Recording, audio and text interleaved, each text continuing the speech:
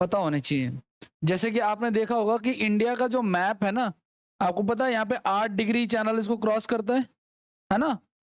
और कभी भी याद रखना, किसी भी लैंड का कोई भी पॉइंट जो अलग-अलग 2 वाटर बॉडीज को मिलाता है, जहाँ पे वो खत्म होता है, पेनिनसुलर पार्ट, उसको हम लोग केप कहते हैं। क्या कहते हैं उसको हम लोग? इसको क्या कहते हैं हम लोग? इसको कहते हैं केप कैमेरियन। इस पॉइंट का क्या नाम है? कन्याकुमारी में है। इसको केप कैमेरियन भी कहते हैं, कन्याकुमारी भी कह सकते हो आप लोग। तो ध्यान रखना केप, अगर आपको ये वर्ड कहीं कहीं किसी और, मतलब कि केप सॉरी, किसी और कंट्री के उसमें दिख जाए, है ना, तो इस समय वो नहीं होना, क्योंकि ये कॉमन पॉइंट है।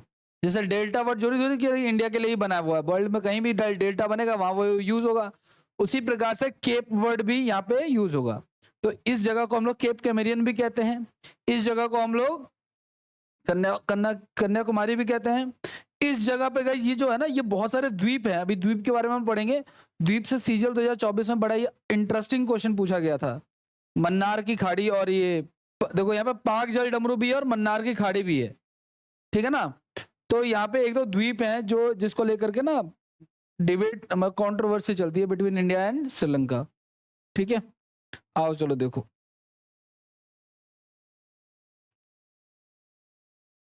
एक वर्ड मैं आपको यहाँ पे बता देता हूँ केप के बारे में, है ना। वो केप आप लोग लिख लेना क्या होता है, कि जहाँ पे पेनिनसुलर का वो भाग जहाँ पे वो खत्म हो रहा होता है उसको केप कहते हैं। अब नेक्स्ट पे आ जाओ आप लोग, क्या है, द्वीप समूह पे, यानी कि आइलैंड्स पे। हमारे पास टोटल द्वीपों की संख्या जो है वो 1208 है।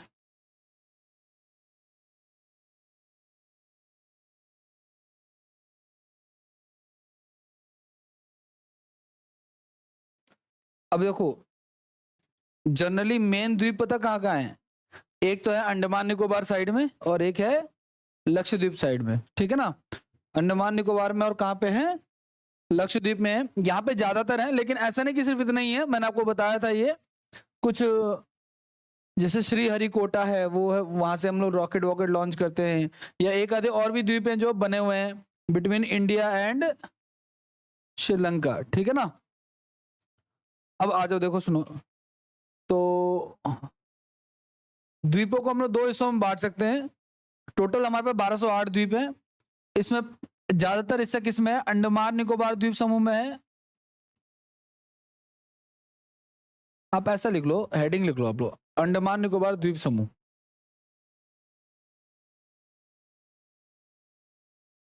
अब देखो, ये जो अंडमान निकोबार द्वीप समूह है ना, इसको बांटा जा सकता है 3 हिस्सों में एक्चुअली।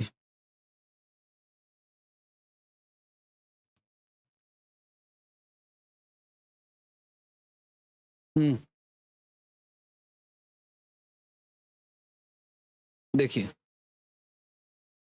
मैंने ये बताया, देखो ये जो येलो वाला पार्ट है ये अंडमान निकोबार का, और ये वाला जो है वो लक्षद्वीप का है, ठीक है ना। तो अंडमान निकोबार के भी हिस्से देखो आप लोग क्या है, ये अंडमान है पूरा, और ये क्या है? निकोबार है। अंडमान में भी आपको पता है ना, मैप की डायरेक्शन आपको पता है, ऊपर की तरफ क्या है? नॉर्थ है, नीचे की तरफ ईस्ट, और तो ऊपर की तरफ जो है, सबसे ऊपर जो बड़ा द्वीप वो हमारा नॉर्थ अंडमान है। फिर आगे आपका सबसे यहाँ पे जो है आपका ये आ रहा है साउथ अंडमान है। एग्जैक्ट याद करने की जरूरत नहीं है, कोई दिक्कत नहीं है, ठीक है ना। और साउथ के नीचे क्या आ रहा है आपका? लिटिल अंडमान आ रहा है। अंडमान और निकोबार को कौन सा चैनल ब्रेक करता है? 10 डिग्री चैनल। आपको पता है भारत की जो मुख्य भूमि है गाइज, वो कितने डिग्री पे आ रही है? वो 8 डिग्री पे, और ये 10 डिग्री है गाइज। यानी ये जो अंडमान निकोबार है, ये भारत के मुख्य भूमि से थोड़ा सा ऊपर ही है, तभी तो 10 डिग्री यहाँ पे आएगा ना, क्योंकि जैसे जैसे ऊपर बढ़ेंगे डिग्री बढ़ेगी हमारी, है ना। तो पहला आप लोग हेडिंग लिख लेना, अंडमान निकोबार द्वीप समूह। अंडमान निकोबार द्वीप समूह। इसमें मेन मेन पॉइंट जो मैं लिखवा रहा हूं वो आप लोग लिख लो, ठीक है। ये शुरू कहां से होता है गाइज? ये शुरू होता है 6 डिग्री से शुरू हो जाता है। देखो अगर आप ध्यान से सुनना, आपको मैं बताऊं, जो मुख्य भूमि है ना भारत की, मान के चलो ऐसे आ रही होगी, ऐसे ऐसे ऐसे, भारत ऐसे बना है, इसके बगल में सपोज करो, ठीक है। तो वो कहां पे आ रहा है? वो 8 डिग्री पे आ रहा है। लेकिन अंडमान को निकोबार से कितने डिग्री चैनल ब्रेक कर रहा है? 10 डिग्री, लेकिन आपको पता है कि ये 8 डिग्री है, तो ऑब्वियस होते नीचे आएंगे तो और कितना कम आएगा हमारा, है ना। तो मैं आपको बताऊं कि ये जो अंडमान निकोबार द्वीप समूह है ये 6 डिग्री 45 मिनट से शुरू हो जाता है, ठीक है। तो लिखो आप लोग पहला पॉइंट, यह 6 डिग्री 45 मिनट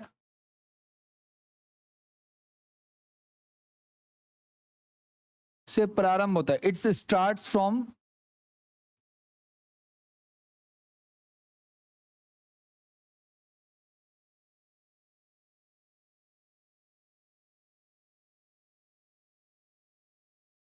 पहला पॉइंट, ठीक है। इसमें टोटल कितने द्वीप हैं? इसमें टोटल 222 आइलैंड्स हैं।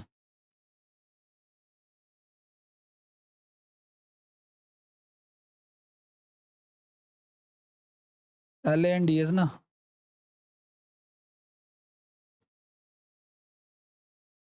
ठीक है। 222 द्वीप है इसमें, कुल 222 द्वीप हैं। अच्छा, इस 222 का डिवीजन कैसे हो रहा है?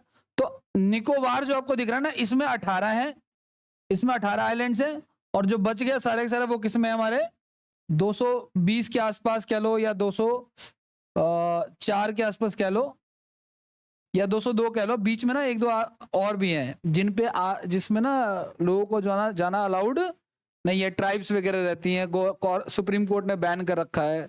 इसके वीडियोस भी एक बार वायरल हुए थे कि लोग वहां जाओगे, लोग वो आदिवासी आपको मार ही डालेंगे, और गवर्नमेंट भी उनका कुछ नहीं करेगी, उनको डिस्टर्ब नहीं करेगी, इसलिए वहां पे जाना ही, पर्यटकों का जाना वहां पे बैन है, ठीक है।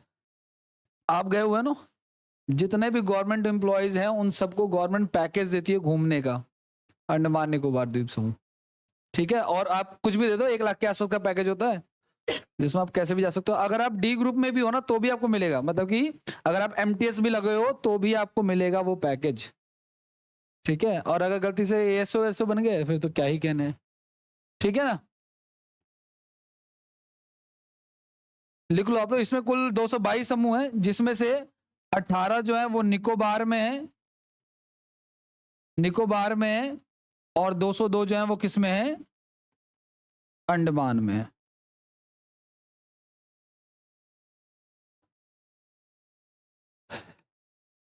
लिखिए इसको, फिर आगे बढ़ते हैं।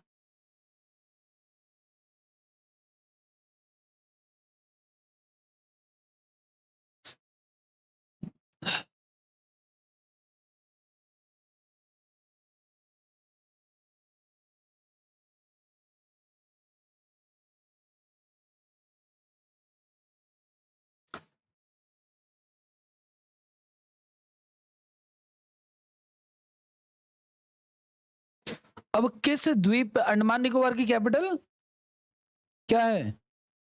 पोर्ट ब्लेयर है, ठीक है ना। अब ये जो द्वीप है ना, अलग अलग 202 या जो भी ये 222, इसमें हमें ये पढ़ना है एक्चुअली कि किस द्वीप पे क्या चीज इंपॉर्टेंट है, थोड़ा बहुत आपको ये ध्यान रखना है। आगे बढ़ जाएं, नेक्स्ट लिखो आप लोग।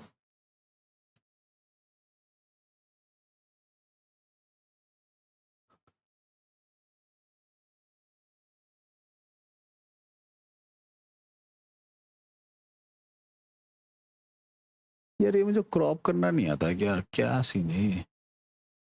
चलो हटाओ।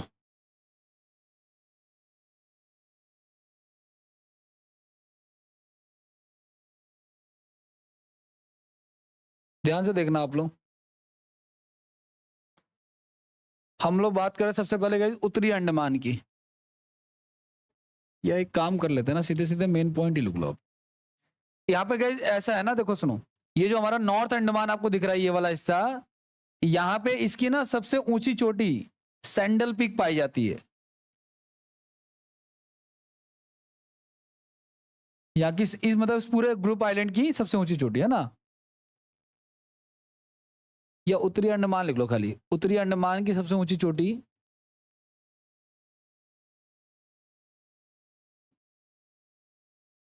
सबसे ऊंची चोटी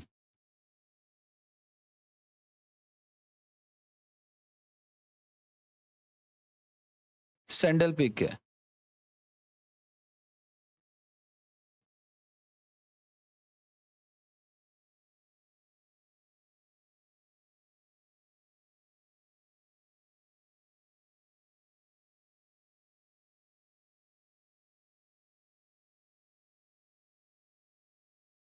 और इसी द्वीप के ना ईस्ट में गई, इसी द्वीप के ईस्ट साइड में ना एक ज्वालामुखी भी है जिसका नाम है नारकोंडम।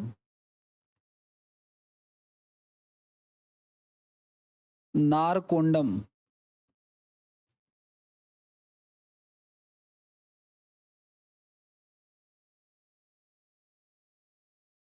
ज्वालामुखी,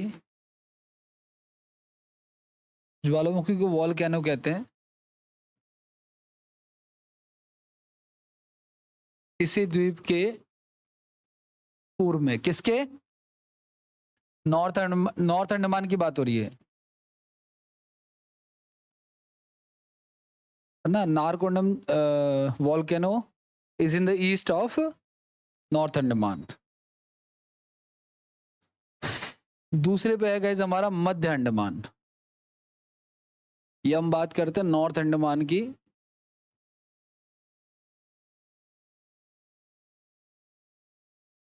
दूसरे पे है मध्य अंडमान।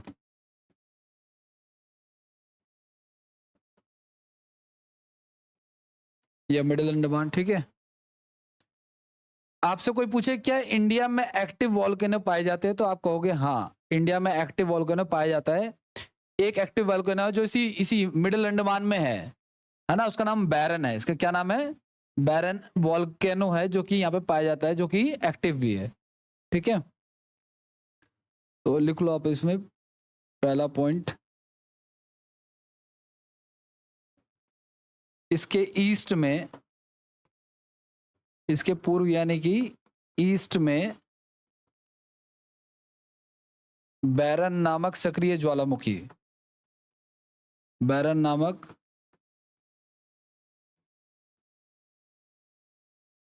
ज्वालामुखी मिडिल अंडमान पाया जाता है।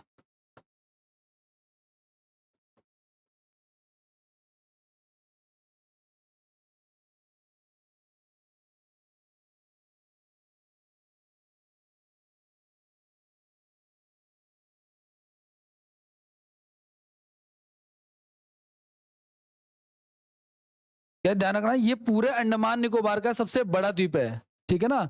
साइज में भी देख लेना आप लोग, ठीक है। यह पूरे अंडमान निकोबार में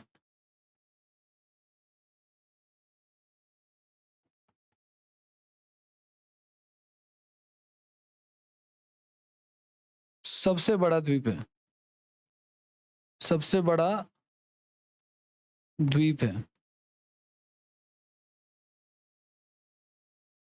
कैपिटल तो अंडरस्टूड है, पोर्ट ब्लेयर है, लिखवाने की जरूरत नहीं है। बाकी आप चाहो तो लिख लेना, कोई दिक्कत वाली बात नहीं है।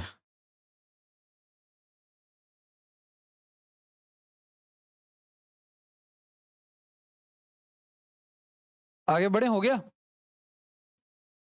नेक्स्ट लिखो आप लोग।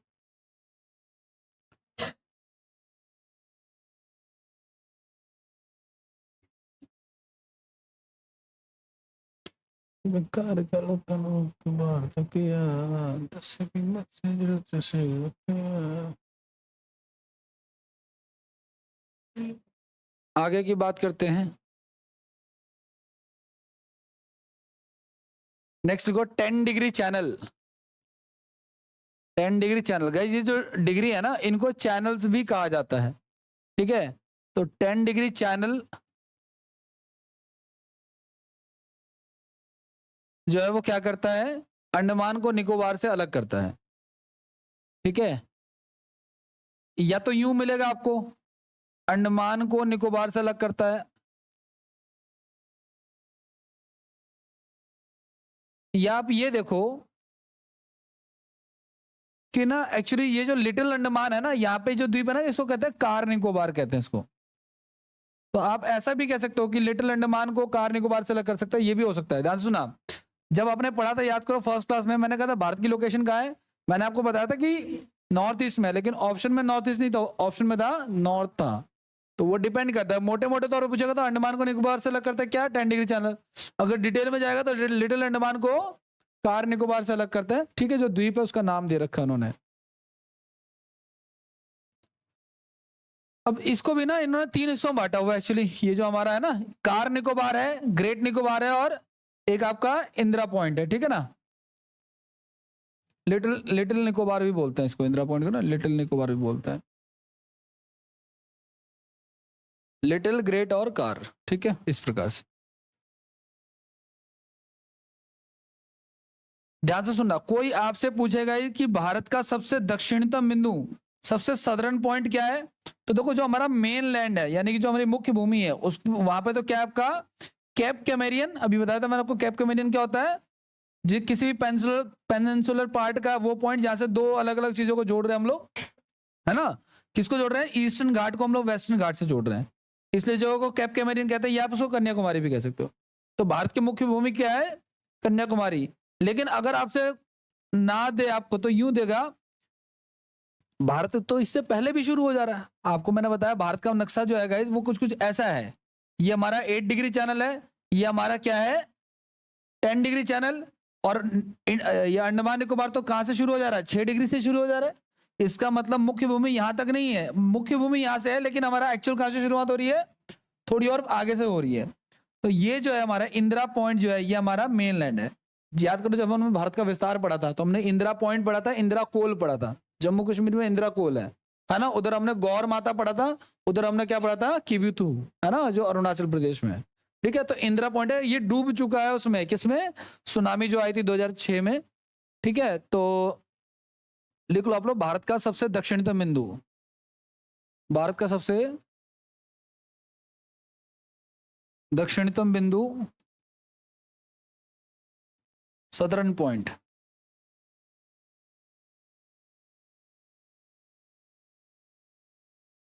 इंदिरा पॉइंट है।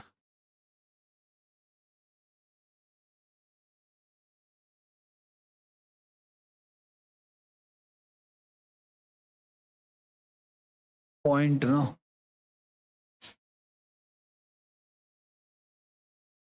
ऐसे लिख लो, कोई बात।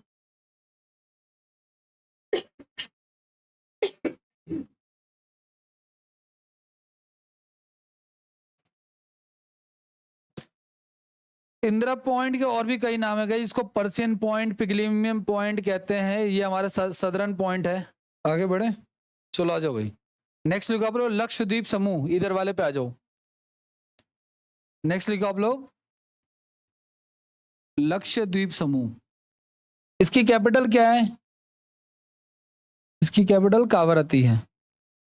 लेकिन अगर आप वर्ल्ड का मैप देखोगे गाइज, अगर आप देखोगे क्या वर्ल्ड का मैप, तो आपको दिखेगा, क्या दिखेगा यहाँ पे, सॉरी,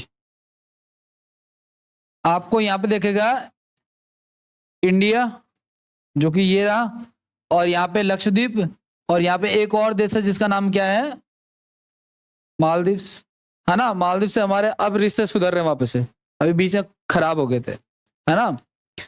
तो मोदी जी के हिंदूवादी छवि के कारण वहां के एक टूरिज्म मिनिस्टर ने कुछ कमेंट कर दिया, उनको लगा कि वो एंटी मुस्लिम है, उसने कमेंट कर दिया, तो लोगों ने बहिष्कार कर दिया, भारत के लोगों ने वहां जाना मना कर दिया, देखा होगा आप लोगों ने, है ना।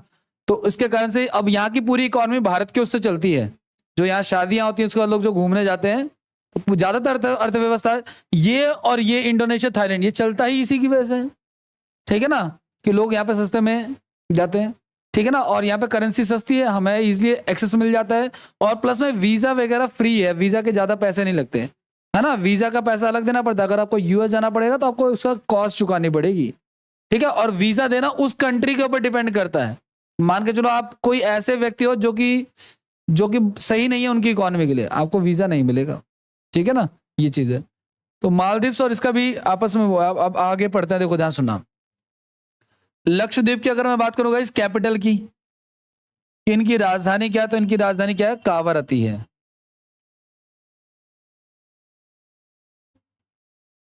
कावरती ना, हाँ, कावरती या कावरती, थोड़ा बहुत नाम इधर उधर मिल जाएंगे, ठीक है। अब आगे की बात करते हैं। ये जो लक्षद्वीप है गाइस, ये कोरल रीफ है। कोरल रीफ क्या होता है, जो प्रवाल भित्तियों से मिलकर बना हुआ, वो जो सीप मूंगा देखा ना, वो जब चिपक जाते हैं, ध्यान से सुनना आप लोग, मान के चलो ये जमीन है और ये मान के चलो समुद्र शुरू हो गया है, ठीक है ना।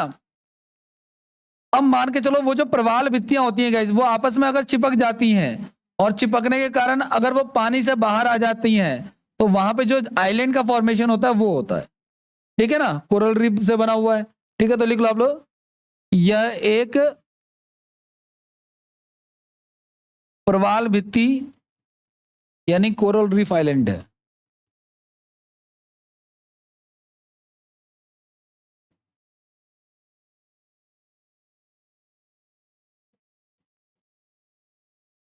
यह प्रवाल भित्ति से बना है, ऐसा लिख लेना आप लोग, ठीक है। यह प्रवाल भित्ति से बना हुआ है, एक वीक काट दो, कोरल रीफ से बना हुआ है, ठीक है, मूंगे से और ये सब से, ठीक है। ऐसे ही गाइस एक और आइलैंड होता है जिसको हम कहते हैं वेटलैंड। वेटलैंड समझते हो क्या? ऐसी भूमि जो आर्द्र है ना। तो ऐसी जमीन जो जिसमें हमेशा ही नमी रहती है उसको हम लोग वेटलैंड कहते हैं। अब भारत में अभी, अच्छा, वेटलैंड को ही हम लोग रामसर साइट्स भी कहते हैं। रामसर एक जगह है ईरान में जहां पे पहली बार ऐसी भूमियों की पहचान की गई जो क्या है, गीली हैं, आर्द्र हैं। जैसे राजस्थान में जो भरतपुर बर्ड सेंचुरी है उसके आसपास की जमीन गीली है, तो उसको हम लोग भरतपुर वेटलैंड कहते हैं, उससे फेमस है वो। ध्यान रखना आप लोग कि वेटलैंड दिवस जो होता है गाइस, है ना, देखो पहली बात तो वेटलैंड होता है और वेटलैंड को हम लोग हिंदी में क्या कहते हैं, आर्द्र भूमि। क्या कहते हैं उसको हम लोग? आर्द्र भूमि, मतलब कि जिसमें नमी हो, है ना। और इसको हम लोग रामसर साइट भी कहते हैं, रामसर साइट भी कहते हैं।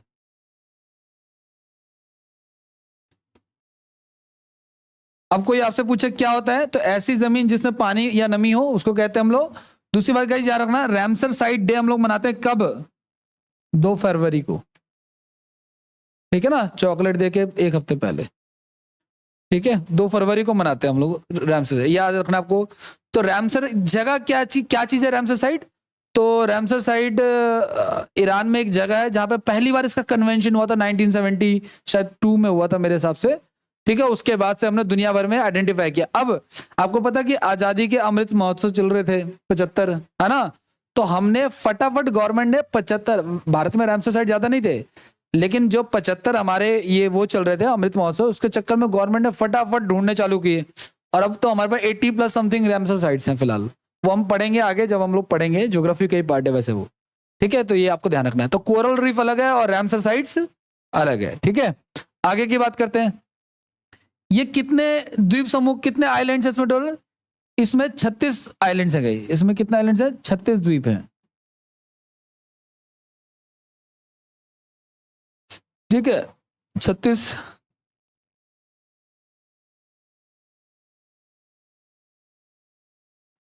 और 8 डिग्री चैनल जो है ना गाइस, वो मालदीव्स को इससे मिनी कॉय से अलग करता है। यानी कि इन मालदीव्स, आपको पता है एक दूसरी कंट्री है मालदीव्स, है ना, तो इसको अलग करने के लिए कौन सा चैनल है?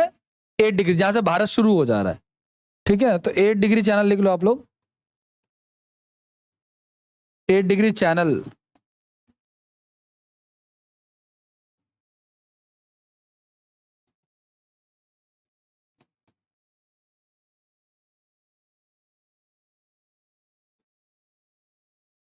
मिनी कॉय या लक्षद्वीप भी लिख सकते हो आप लोग, है ना भाई, क्योंकि ये लक्षद्वीप का ही पार्ट है। ये लक्षद्वीप कह रहा हूँ, हाँ लक्षद्वीप, ठीक है।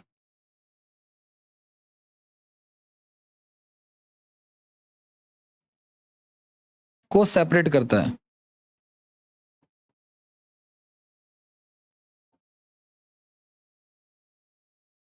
आगे बढ़ जाए।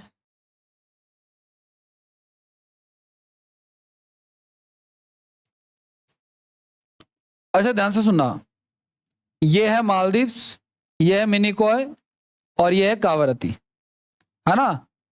तो आप कावारती कह लो या लक्षद्वीप कह लो, तो मिनिकॉय को लक्षद्वीप से 9 डिग्री चैनल सेपरेट करता है या कावारती को सेपरेट करता है, ऐसा लिख लो आप लोग। 9 डिग्री चैनल किसको सेपरेट करता है? 9 डिग्री चैनल अलग करता है किसको? मिनिकॉय को कावारती से, है ना, मिनिकॉय को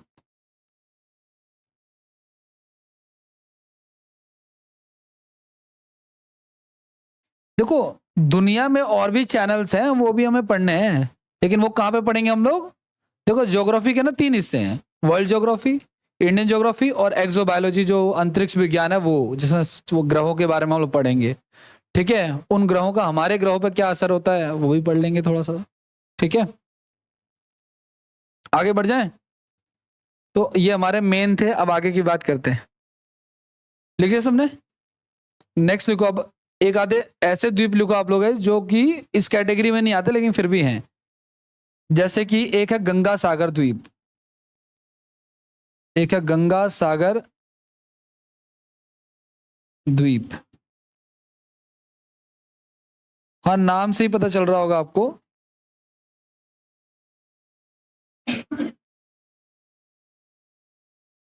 ये वेस्ट बंगाल में हुगली नदी पर बना है। कहां पे लोकेटेड है ये? लेकिन यहां पे लोकेटेड कहां पे? वेस्ट बंगाल में। बस लोकेशन लिखनी है, इसमें कुछ खास नहीं है, अगर होता तो मैं लिखवाता। एक है गाइस न्यू मुरे द्वीप।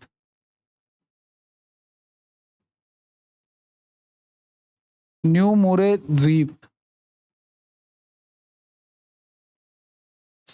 ये ना एक्चुअली इसके ऊपर अधिकार को लेकर ना इंडिया और बांग्लादेश के बीच में, बांग्लादेश की बात कर रहा हूं मैं, इंडिया बांग्लादेश के डिस्प्यूट रहता है। तो लिख लेना आप लोग, disputed between India and Bangladesh.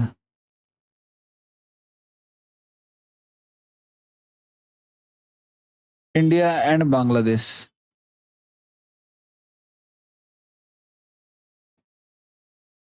और ये पूरी तरीके से अभी डूब चुका है, ये द्वीप जो है ना पूरी तरीके से डूब चुका है। एक है पंबन द्वीप।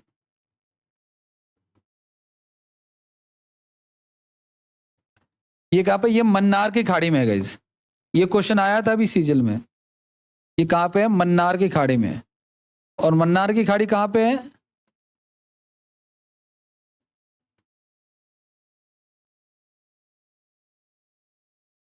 रामेश्वरम के नाम से भी ये प्रसिद्ध है। पंबन द्वीप जो है वो रामेश्वरम के नाम से भी प्रसिद्ध है।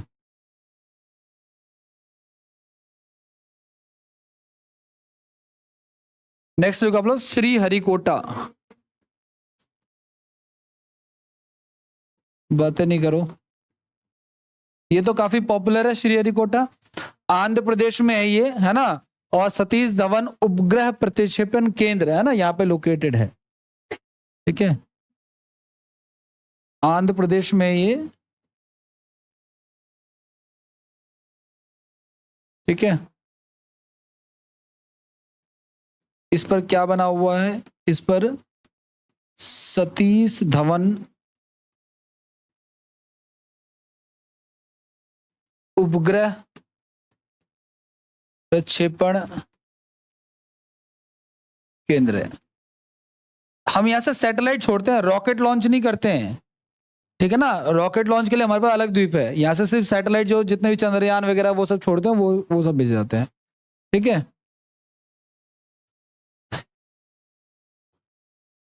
एक है गाइस व्हीलर द्वीप।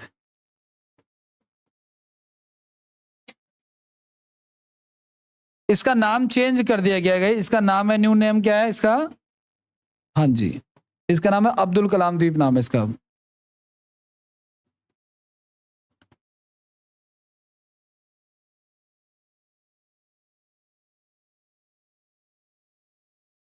ये उड़ीसा में स्थित है, ब्राह्मणी नदी के किनारे। ये मिसाइल लॉन्च के लिए जाना जाता है, मिसाइल परीक्षण के लिए,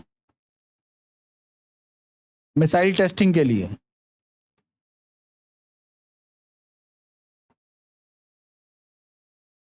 ठीक है, और उड़ीसा में लोकेटेड है ये।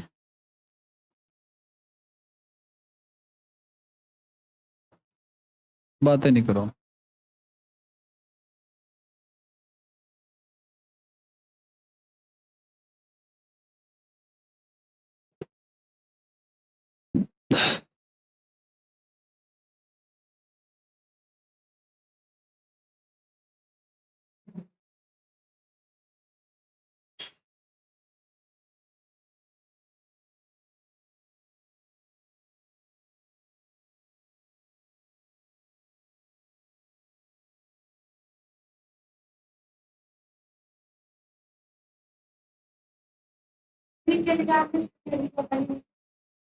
श्री हरिकोटा के नीचे लिखा हुआ है कहाँ? वह है ये व्हीलर द्वीप है, व्हीलर। हाँ है ये व्हीलर। आई थिंक शायद ऐसे ही होगी स्पेलिंग इसी इंग्लिश में।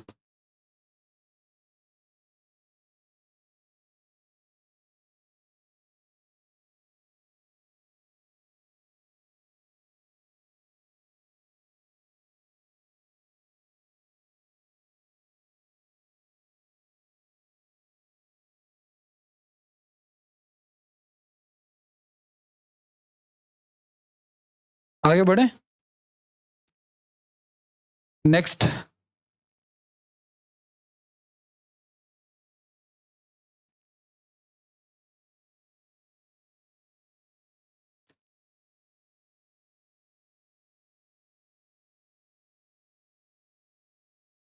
मुंबई की लोकेशन आप लोगों को पता, लिख लिया आपने सुना? मुंबई की लोकेशन आप लोगों को पता ही है मैप में। मुंबई से ना कुछ किलोमीटर की दूरी पे एक द्वीप है, इसका नाम है सॉल्सिट। सबसे ज्यादा आबादी वाला, सबसे ज्यादा डेंस है ये, मतलब कि सबसे ज्यादा पॉपुलेशन यहीं पे है। सॉल्सिट द्वीप कहां पे? ये मुंबई के पास ही है। ठीक है।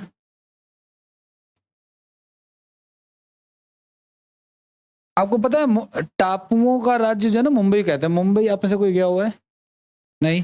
वहां पर ज्यादातर जो इलाके ना वो, अगर आप डीप में उसकी इमेज देखोगे तो आपको ज्यादातर उसमें 7 अलग अलग टापुओं से मिलकर वो शहर बना हुआ है। पानी की मात्रा बहुत ज्यादा है, ट्रेनें ऐसे चलती है समुद्र के बगल से चल रही हैं, ऐसा लग रहा है, लगता है जैसे कि। ठीक है, तो मुंबई और थाने शहर जो ना इसी द्वीप पे बसे हुए हैं। आगे की बात करते हैं। सबसे ज्यादा क्या है? पॉपुलेटेड है ना, पॉल्यूटेड मतलब ना, सर्वाधिक जनसंख्या रहती है यहाँ पे। सर्वाधिक जनसंख्या। जनसंख्या के अध्ययन को क्या कहते हैं गाइस? जनसंख्या के अध्ययन को क्या कहते हैं हम लोग? डेमोग्राफी कहते हैं, ठीक है ना, याद रखना वो। तो डेमोग्राफिक कंडीशन यहाँ पे बहुत हाई है, बहुत ही डेंस। आपने ज्योग्राफी में वर्ड सुना होगा ना, प्रति वर्ग किलोमीटर इतने व्यक्ति रहते हैं। तो जितना ज्यादा होगा, मतलब 1 किलोमीटर में रहने वाले व्यक्तियों की संख्या, मान के चलो इस इलाके में जहां पे हम रहते हैं वहां पे मान लो 1 किलोमीटर प्रति 500 व्यक्ति प्रति वर्ग किलोमीटर है, यानी 1 किलोमीटर में 500 व्यक्ति पाए जाते हैं। कहीं पे अगर ज्यादा है तो वो इलाका ज्यादा घना होगा, वहां पे लोगों की संख्या भी क्या होगी? ज्यादा होगी। जैसे बांग्लादेश में बहुत ज्यादा है, इंडिया में भी बहुत, वर्ल्ड वाइड अगर देखें हम लोग, तो ये जो साउथ साउथ एशिया वाला जो इलाका है, यहाँ पे डेंस पॉपुलेशन पाई जाती है ना। पर square kilometre number of people ज्यादा है यहाँ पे। अच्छा गाइस, आइलैंड्स आपको पता है रिवर आइलैंड्स भी होते हैं। रिवर आइलैंड्स क्या होते हैं गाइस? इसको कहते हैं नदीय द्वीप। क्या कहते हैं इसको? नदीय द्वीप। तो आपको 2 याद रखने हैं। एक है माजुली, ये दुनिया का सबसे बड़ा नदीय द्वीप है। क्वेश्चन एग्जाम में 50 बार आ चुका है इसका। ठीक है, क्या ये दुनिया का सबसे बड़ा नदीय द्वीप? ये दुनिया का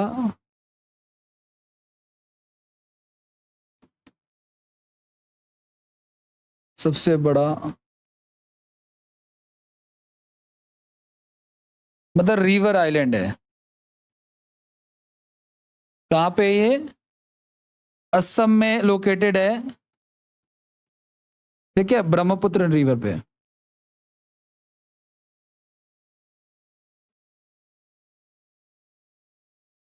और गाइज एक है उमानंदा,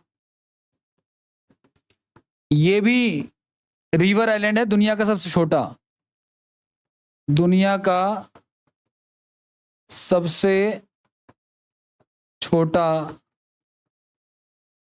नदीय द्वीप, यानी सबसे स्मॉलेस्ट रिवर आइलैंड। ये भी कहां पे लोकेटेड है?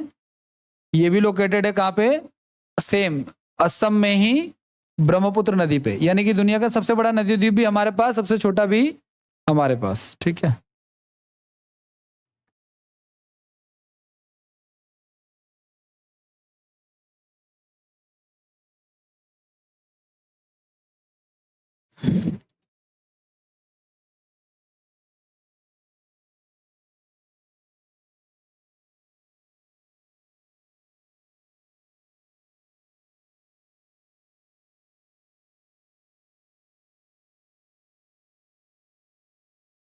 आगे बढ़े।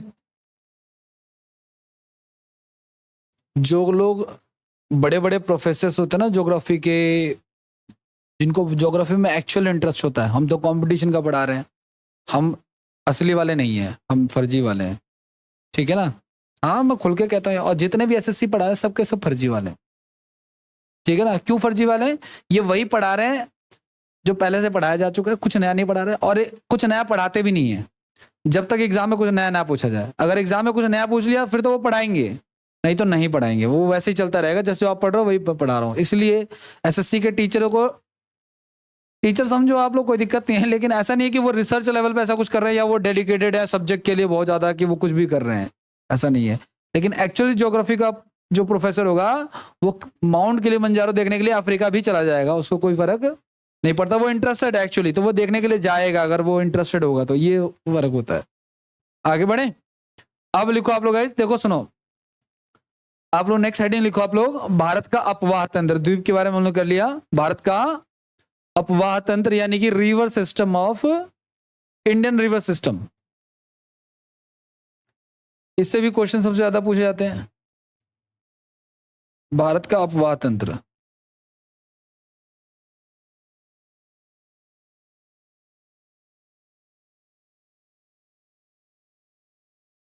हो गया, आगे बढ़े।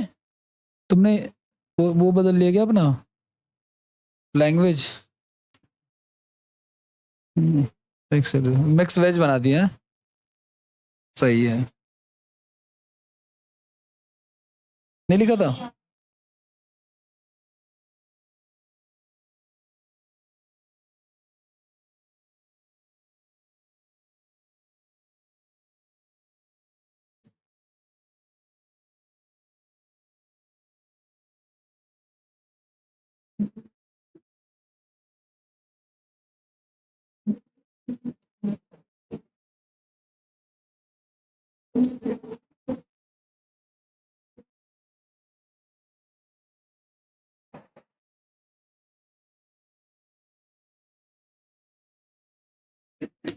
River system of India. अरे बातें नहीं करो, कैसी बातें कर रहे हो तुम लोग।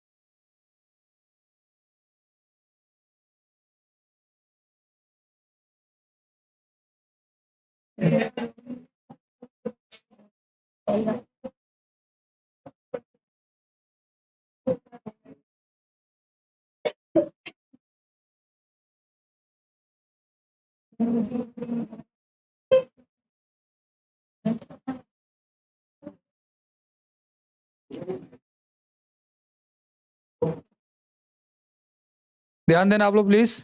देखो इंडियन रिवर सिस्टम को गाइस दो हिस्सों में बांट सकते हैं हम लोग, एक नॉर्थ इंडिया की रिवर और एक साउथ की रिवर, है ना।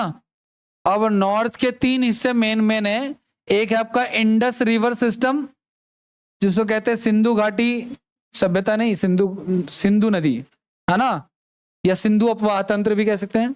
दूसरा है ब्रह्मपुत्र नदी तंत्र यानी ब्रह्मपुत्र रिवर, ठीक है ना, ऐसे करके। और तीसरा आपका गंगा रिवर सिस्टम यानी कि गंगा नदी तंत्र, ठीक है। नॉर्थ में हमें तीन नदियां पढ़नी है और साउथ में हमें दो हिस्सों में पढ़ना है, वो नदियां जो बे ऑफ बंगाल यानी बंगाल की खाड़ी में गिरती है, और वो नदियां जो अरब सागर में गिरती हैं। इसके अलावा कुछ और नदियां, ऐसी नदियां जो गल्फ ऑफ खंबात की खाड़ी में गिरती है, गल्फ ऑफ खंबात, है ना, इसको क्या कहते हैं, खंबात की खाड़ी। खाड़ी का मतलब क्या होता है गाइस, वो हिस्सा जो दबा हुआ है उसे हम लोग खाड़ी कहते हैं। जैसे ये भी तो दबा हुआ है, हालांकि ये छोटा है, ये थोड़ा सा बड़ा है, इसको हम कह रहे हैं क्या, बे ऑफ बंगाल, इसको कह रहे हैं गल्फ ऑफ खंबात, ठीक है। अच्छा, इसके अलावा कुछ और भी नदियां गाइस जो कहीं नहीं गिरती हैं, इंटरलॉक्ड हैं, ठीक है ना, मतलब वो खुले में सूख जाती हैं। तो जैसे लूनी रिवर है, वो कहीं नहीं गिरती समुद्र में, आपको पता ना बाजू में क्या है, पाकिस्तान है है ना, तो हम वो कहीं नहीं गिरती, वो खुले में कश के रण में सूख जाती है ना। तो ये हमें पढ़ना है। तो आप लिखो पहला पॉइंट, भारतीय नदी सिस्टम को यानी इंडियन रिवर सिस्टम को 2 हिस्सों में बांटते हम लोग। 9 उत्तरी भारत की नदियां, उत्तरी भारत की नदियां, और दूसरा क्या आपका, दक्षिण भारत की नदियां।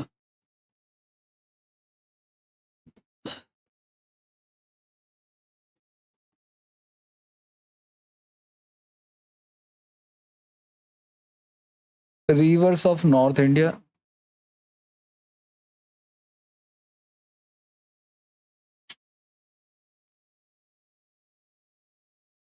लेकिन इस बैच में ना इंग्लिश मीडियम वाले ज्यादा है वैसे। 2 3 3 2 5 6, तुम में से कोई है इंग्लिश मीडियम वाला? नहीं नहीं, मतलब इंग्लिश में लिखना प्रेफर करते हो आप लोग ऐसे ना, है ना? लेकिन आपकी बीएससी भी तो शायद इंग्लिश में थी। दिल्ली में बीएससी हिंदी में नहीं होती, यूपी में होती है हिंदी में, और हिंदी वाली तो खतरनाक होती है।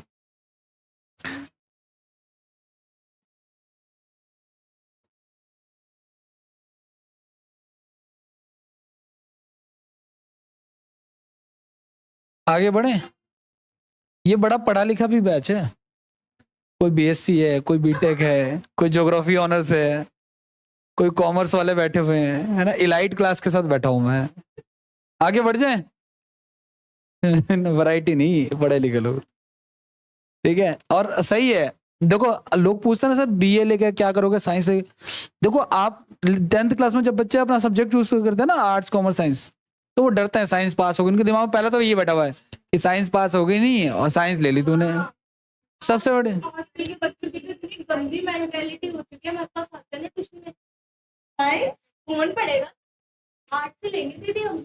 जबकि आपको नहीं पता, आप कभी भी एवरेज ना रखना, आप इन बच्चों को एवरेज में रखना। आप साइंस को देखो, ऐसा नहीं है कि साइंस वाला बहुत पढ़ रहा है, ऐसा कुछ नहीं है, लेकिन जब आप आओगे सब्जेक्ट में ना तो वो पास कर ही लोगे जैसे ना तैसे, कभी ना कभी, तो वो चीज है। और आर्ट्स में भी आप जैसे तैसे ही पास कर रहे हो, कौन सा सीरियस होगा आपको टॉप करना था उसमें। तो कम से कम ये होगा, ये सब्जेक्ट पढ़ने से आपका माइंड तो डेवलप होगा, ये फायदा होता है। मैंने देखा है, मैंने बीए ऑनर्स वालों को भी पढ़ाया यहाँ पे और बीए पास वालों को भी। ऑनर्स वालों को पढ़ाने में पता चल जाता है कि हाँ ये ऑनर्स वाला है, हालांकि मैं उसको उसका सब्जेक्ट का नहीं पढ़ा रहा हूँ, पढ़ा तो कंपटीशन का ही रहा हूँ।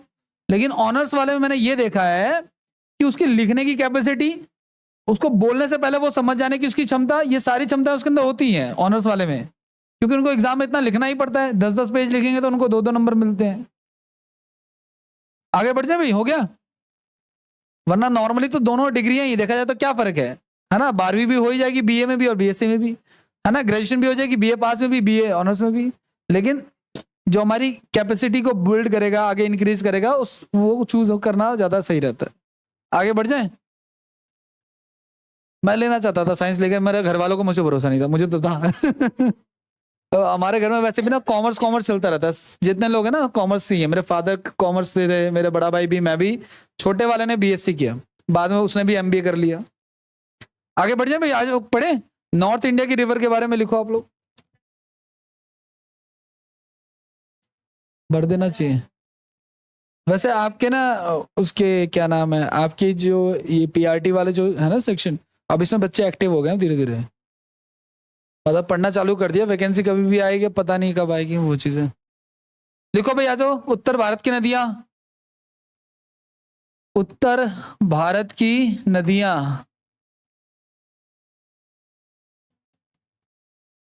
Reverse of north India. इसको 3 हिस्सों में पढ़ते हैं गाइस। सिंधु नदी तंत्र, सिंधु नदी तंत्र यानी इंडस रिवर सिस्टम,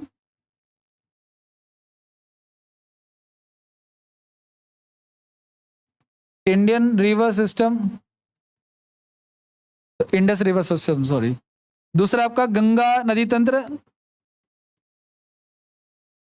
गंगा नदी तंत्र, गंगा रिवर सिस्टम।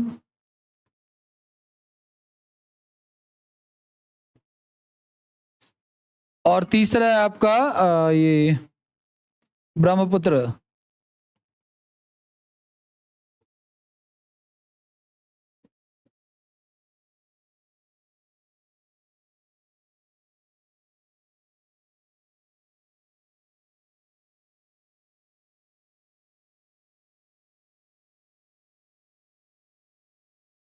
गाइस ये जो ब्रह्मपुत्र है ना, इससे रिलेटेड सीजीएल में इसका क्वेश्चन आता है। ये जब ब्रह्मपुत्र रिवर जब बांग्लादेश में जाती है तो उसका नाम जमुना हो जाता है।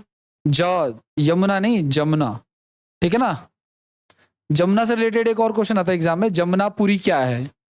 जमुनापुरी बकरी का एक प्रकार है। जमुनापारी, सॉरी जमुनापारी। हाँ जी, क्या कह रहे हो? ब्रह्मपुत्र क्या कह रहे हो आप? बांग्लादेश, नॉट बांग्लादेश। हाँ हाँ, डेल्टा क्रिएट करते हैं। आगे बढ़े भाई। अब लिखो आप लोग, इंडस के बारे में हम लोग पढ़ते हैं।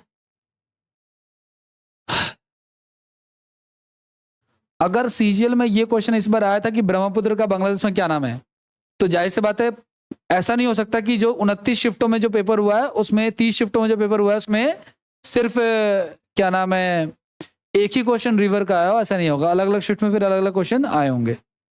आगे बढ़ जाए, नेक्स्ट पे आ जाओ। तो सबसे पहले लिखो आप लोग क्या, सिंधु नदी तंत्र, इंडस रिवर सिस्टम।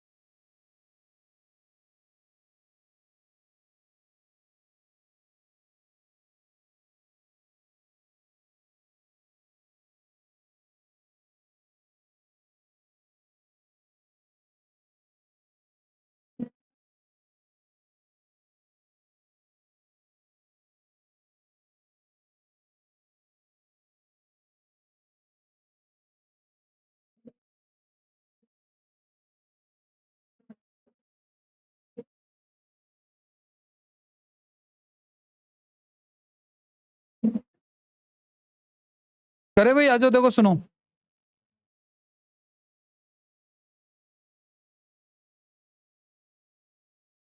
आ जाओ करे।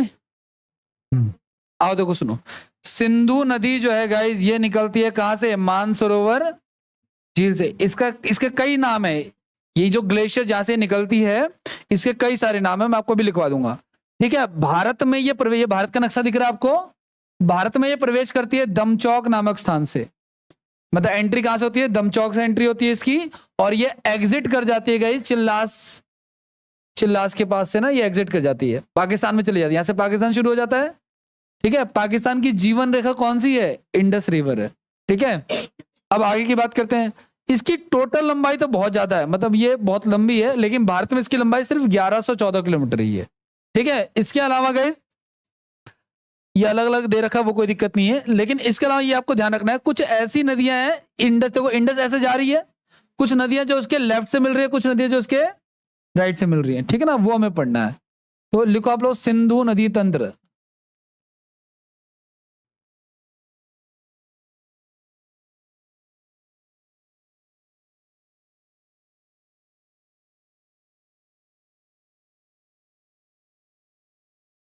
पहला, इसके उद्गम के बारे में लिखो आप लोग। इसका उद्गम यानी इसका ओरिजिन क्या है? उद्गम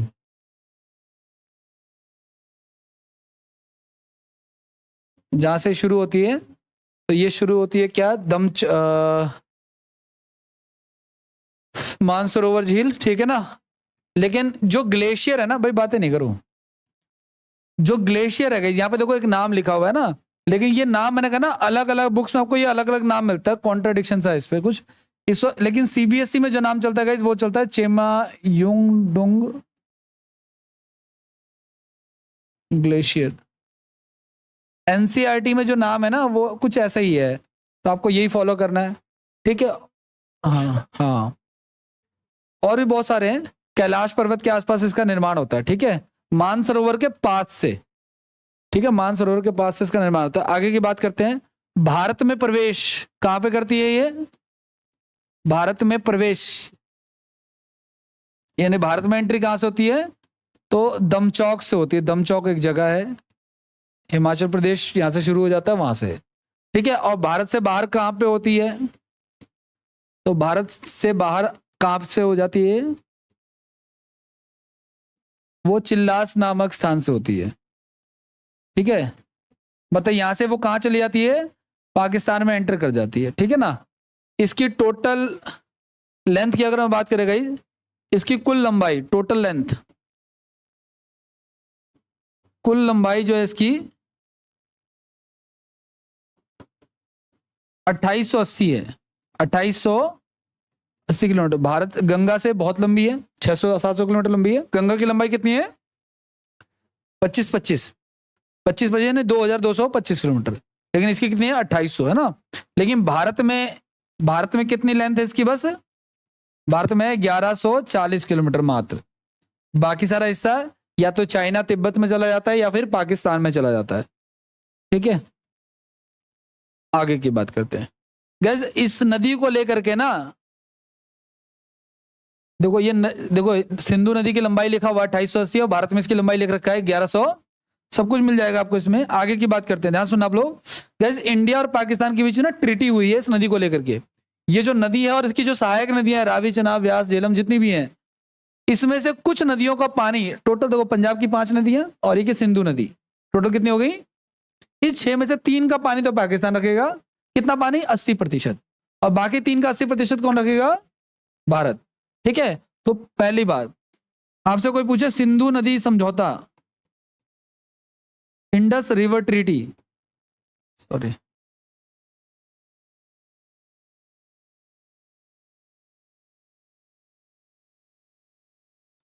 सिंधु नदी समझौता,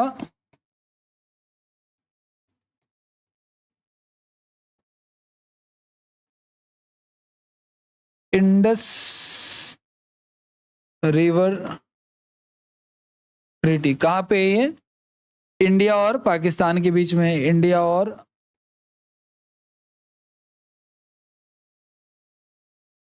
इस एग्रीमेंट में क्या कहा है भाई, इस एग्रीमेंट में कहा है पहला कि इंडस का पानी, यानी इंडस रिवर का जो पानी आपका, ठीक है ना, और झेलम और चिनाब का पानी, इंडस यानी कि सिंधु, झेलम और चिनाब,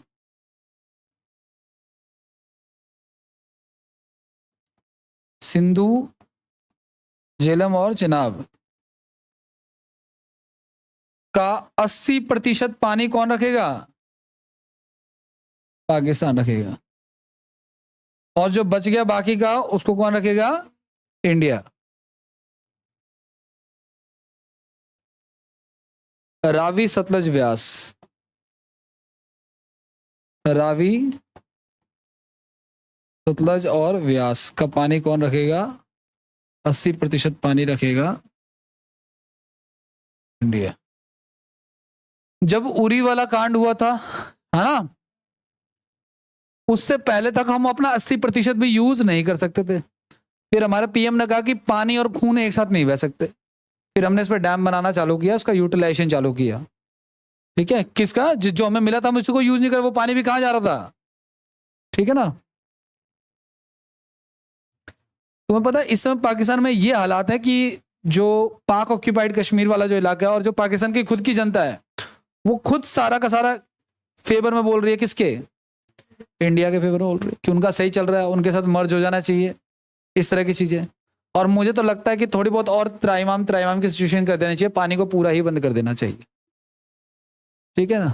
मतलब डायरेक्ट अटैक करके अगर हम उसको कैप्चर करते हैं, मान के चलो पीओके वाले इलाके को, तो वो कॉन्ट्राडिक्शन होगा, जनता के अगेंस्ट हो जाएगा। लेकिन अगर जनता खुद ही विद्रोह कर देगी अगर, तो काम आसान हो जाता है। हालांकि पाकिस्तान आर्मी वहां पे सर्वसर्वा है ना, सरकार से बड़ी चीज क्या है, वहां की आर्मी है, ठीक है। वहां की आर्मी सब कुछ करती है सिवाय युद्ध लड़ने के, मतलब बिजनेस करते हैं, उनके मॉल चलते हैं, उनके प्रोडक्ट बिकते हैं, सब कुछ होता है। पाकिस्तान की एक और खास बात है, वहां का टॉप नॉच लीडर जो होता है वो भ्रष्ट होता है। मतलब अगर कोई पाकिस्तान में पीएम बन रहा है, आप उठा के देखो, ये इमरान खान पे करप्शन का केस है, उससे पहले वाले और भी जितने, उन सब पे करप्शन का केस चल रहा है, सब पे। कोई इंग्लैंड में रहता है, कोई दुबई में रहता है, कोई कहीं रहता है। पाकिस्तान का तो ये हाल है, जो वहां पे पीएम सेलेक्ट होता है वो शाम को अपने लिए दुबई में या कहीं घर देखना चालू कर देता है, ठीक है ना। लेकिन भारत में अभी ये स्थिति नहीं है। भारत में आपको भी देखना, करप्शन में कभी भी प्रधानमंत्री या ये क्या नाम है, राष्ट्रपति पे कभी भी आरोप नहीं लगे, किसी बड़े लीडर पे, छोटे मोटे पे तो लगते रहते हैं, लेकिन किसी बड़े लीडर पे आरोप नहीं लगे करप्शन के। आगे बढ़ जाए भाई। अब लिखो आप लोग नेक्स्ट, भारत में देखो अब हम पढ़ने वाला क्या है, सिंधु नदी जो है ना, ये बह रही है जो, इसकी दाईं तरफ से मिलने वाली नदियां और इसकी बाईं तरफ से मिलने वाली नदियां, ठीक है। लेकिन हम पढ़ेंगे भारत की तरफ से मिलने वाली नदियां भी हम लोग पढ़ेंगे, दाएं बाएं के अलावा। तो लिखो आप लोग, सिंधु नदी के दाईं ओर से मिलने वाली नदियां,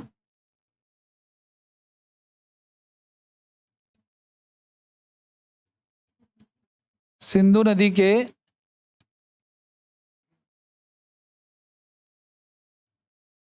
दाईं ओर से मिलने वाली नदियां।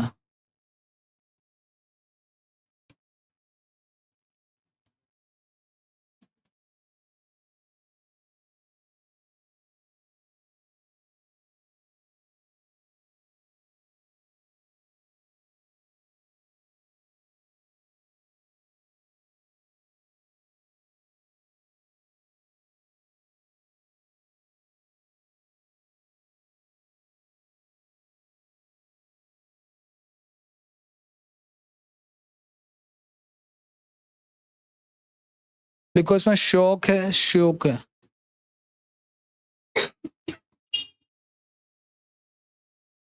काबुल है,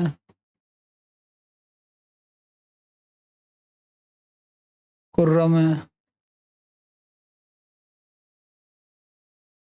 तोची है, गोमल है। दाया राइट होता है, हाँ तो राइट कर लेना फिर। शो, काबुल, कुल्लू, तुरुची, गोमल, गिलगित।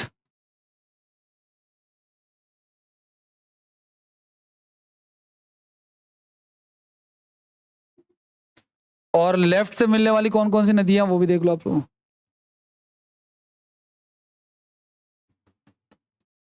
यदि बाईं ओर से मिलने वाली नदियां कौन कौन सी हैं?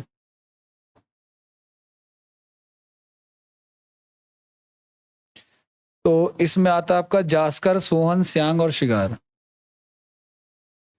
जास्कर, सोहन, सिगार,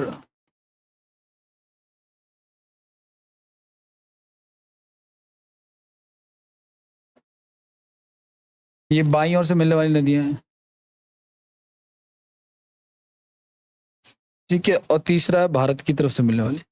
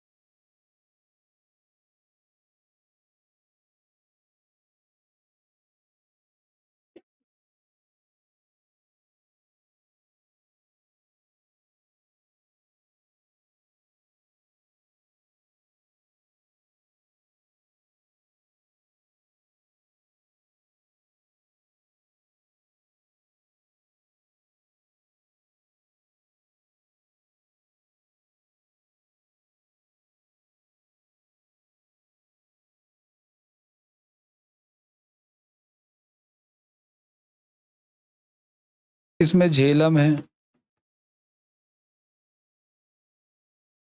चुनाव है,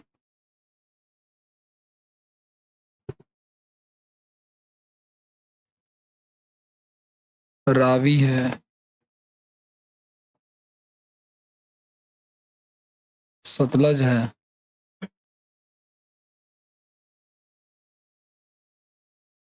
व्यास।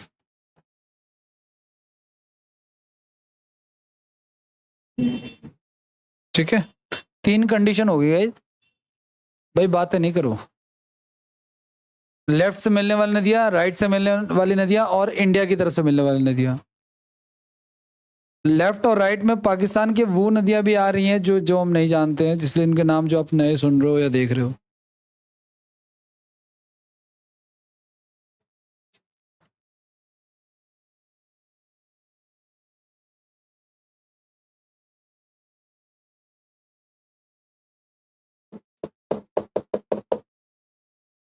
आगे बढ़े।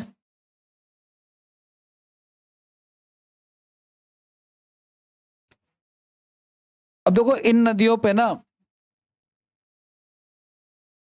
कुछ एक ना परियोजनाएं भी चलती हैं जिसको हम कहते हैं बहुउद्देशीय परियोजना। इसका टॉपिक हम अलग से पढ़ेंगे इसलिए इसमें नहीं करवा रहा हूँ, वरना ये बहुत लंबा चला जाएगा। जैसे बगलीहार परियोजना, दुलहस्ती परियोजना, है ना, इस तरह की परियोजनाएं जो चलती रहती हैं वो हम करेंगे, लेकिन अलग से करेंगे वो टॉपिक, ठीक है। अब नेक्स्ट हेडिंग लिखो आप लोग, गंगा नदी तंत्र। आगे बढ़ जाए, नेक्स्ट लिखो आप लोग, गंगा नदी तंत्र।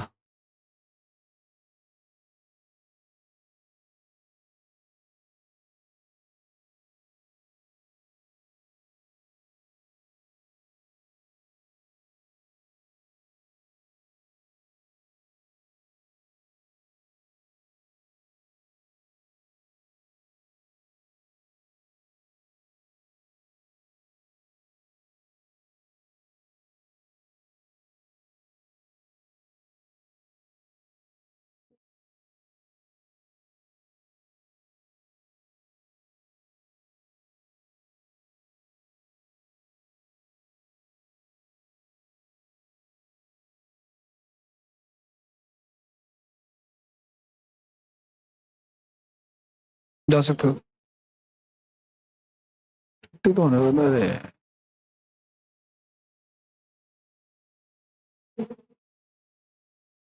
जा सकते हो, कोई इशू नहीं, जाना है ना तुम्हें। नमस्कार, सर बचा के जाना।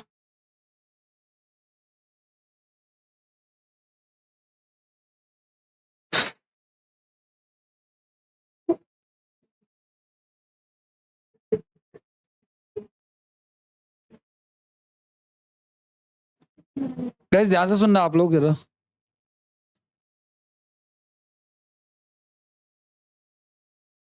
करें, आओ देखो सुनो, ध्यान से देखना आप लोग। सबसे पहले ना एक नदी आती है, अलकनंदा नदी, ठीक है। आगे हम पढ़ेंगे कहां से आती है।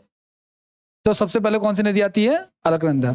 उस नदी से दो और नदियां मिलती हैं जिसका नाम है धौली गंगा और ये जो नदियां आकर के जिस पॉइंट पे मिलते हैं ना, उस जगह का नाम है विष्णु प्रयाग, ठीक है। तो अलकनंदा से क्या मिलती है, ऋषि गंगा और धौली गंगा कहां पे मिलती हैं, ठीक है। एक्चुअली मैं ऋषि गंगा ही बोलो क्योंकि धौली गंगा तो पहले ही मर्ज हो जा रही है, या धौली गंगा बोला आप लोग, ऋषि गंगा उसी में मर्ज हो जा रही है, ठीक है। फिर लेकिन मेजर रिवर हमारी कौन सी है, अलकनंदा। वही अलकनंदा आगे आती है तो एक जगह आता है नंद प्रयाग, वहां पे नंदाग्नि रिवर मिल जाती है उससे। फिर और अलकनंदा जब और आगे आती है तो एक आता है कर्ण प्रयाग, यहाँ पे पिंडार नदी से मिल जाती है। फिर अलकनंदा और आगे आती है तो मंदाकिनी रिवर मिल जाती है, कहां पे, रुद्रप्रयाग में। फिर अलकनंदा और आगे आती है तो भागीरथी मिल जाती है, कहां पे, और इस नदी के बाद, इसका आपने इंस्टाग्राम पे वीडियो देखा होगा इस पॉइंट का, कि एक इधर से नदी आ रही है, हरिद्वार का सीन है, एक इधर से नदी आ रही है और उनका पानी का कलर अलग अलग है। तो पानी का कलर तो अलग अलग होगा ही होगा, ऑब्वियस बात है, किसी भी दो ओरिजिन का पानी का कलर अलग अलग होगा। जैसे कहते हैं ना समुद्रों का पानी का कलर, आपने वीडियो देखी होगी शायद, क्या पता। तो देवप्रयाग में भागीरथी और अलकनंदा मिल जाती है, उसके बाद से इसका नाम क्या हो जाता है, गंगा, ठीक है ना। तो आप लिख लो, आप लोग पहले फर्स्ट पॉइंट लिखो आप लोग इसमें, अलकनंदा और धौली गंगा, या यूं लिख लो आप लोग, विष्णु प्रयाग। विष्णु प्रयाग में बातें नहीं करो, विष्णु प्रयाग में दो रिवर मिलती हैं, अलकनंदा और धौली गंगा। अलकनंदा प्लस में धौली गंगा, ठीक है। आगे आती हैं तो फिर नंद प्रयाग में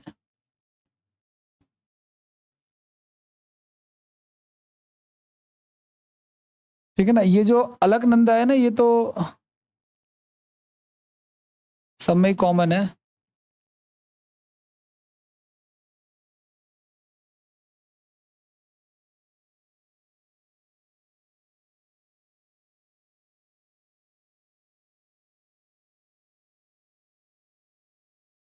नंद प्रयाग में अलकनंदा और कौन सी रिवर, नंदाकिनी ऐड हो जाते हैं। फिर इसके बाद आता है कर्ण प्रयाग। कर्ण प्रयाग में अलकनंदा प्लस में क्या, पिंडार रिवर मिल जाती है। फिर उसके बाद आता है क्या आपका नेक्स्ट, रुद्रप्रयाग। रुद्रप्रयाग में अलकनंदा प्लस में मंदाकिनी रिवर मिल जाते हैं। फिर आपका आता है क्या, एक देवप्रयाग। देवप्रयाग में भागीरथी और अलकनंदा।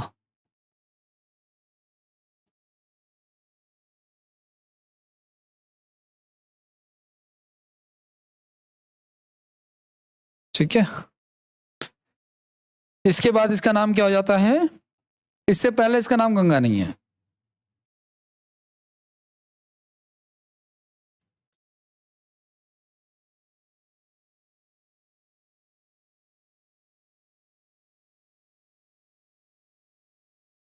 ठीक है,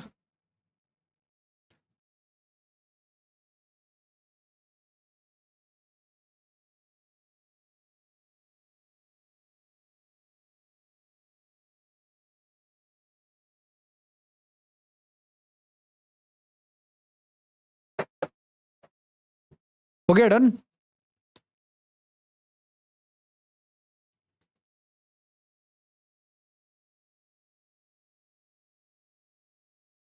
चलो ये आगे इसके बाद से गंगा नदी।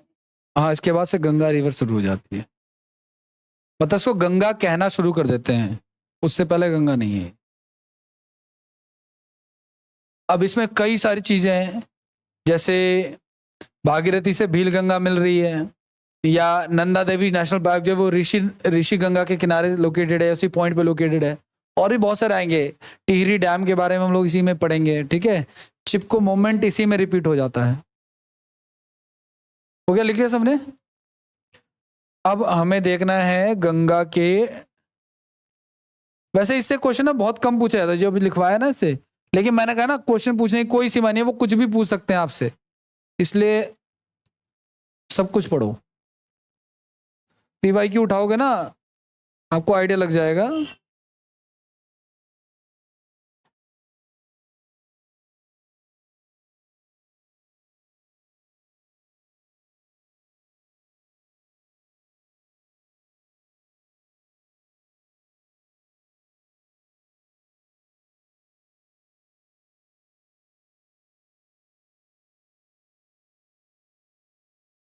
ये है गंगा रिवर सिस्टम। ठीक है, देवप्रयाग में जिस जगह से इसको गंगा कहते हैं उसके बाद से अब ये आगे बढ़ती है, और इससे बहुत सारी, देखो अब ये इस तरफ जा रही है, लेफ्ट से मिलने वाली नदियां, और तो लेफ्ट से मिल रही है राम गंगा, है ना, आपका गोमती नदी, घाघरा नदी, गंडक नदी, बूढ़ी गंगा, महानंदा, ये सारी। और लेफ्ट से मिल रही है क्या, यमुना मिल रही है लेफ्ट से आकर के, जो कि गंगा की ट्रिब्यूटरी है और भारत की सबसे बड़ी ट्रिब्यूटरी है। आगे पढ़ेंगे इसके बारे में। और यमुना की कौन कौन सी ट्रिब्यूटरी है, ये यमुना रिवर आ रही है जो इसमें मिल रही है ना, यह है यमुना रिवर जो उसके साथ साथ ही चल रही है, यमुनोत्री से ये चल रही है गंगोत्री से। अब यमुना में कौन कौन सी नदियां मिल रही है, बनास, है ना, इसके अलावा सिंध, ये सिंध है, सिंधु नहीं है। ठीक है, इसके अलावा बेतवा, चंबल होगा इसमें शायद, कहाँ है चंबल, दिख नहीं रहा, ये रहा चंबल। ठीक है ना, और भी आपको दिख रहा है केन नदी, सोन नदी, ये सब यमुना की ट्रिब्यूटरीज मिल जाती है। सोन तो क्या डायरेक्ट गंगा में मिलती है बिहार में, यहां से आपका बिहार शुरू हो जाता है ये। ठीक है, और फर्क लास्ट में हुगली नदी में आकर के जो है ना, ये गलत, ये बांग्लादेश का नाम पद्मा हो जाता है ना बंगाल में, वेस्ट बंगाल में जाके। ठीक है, इसको नेक्स्ट क्लास में करेंगे, इतने रहने दो, ये गंगा रिवर सिस्टम, इसको नेक्स्ट क्लास में करेंगे।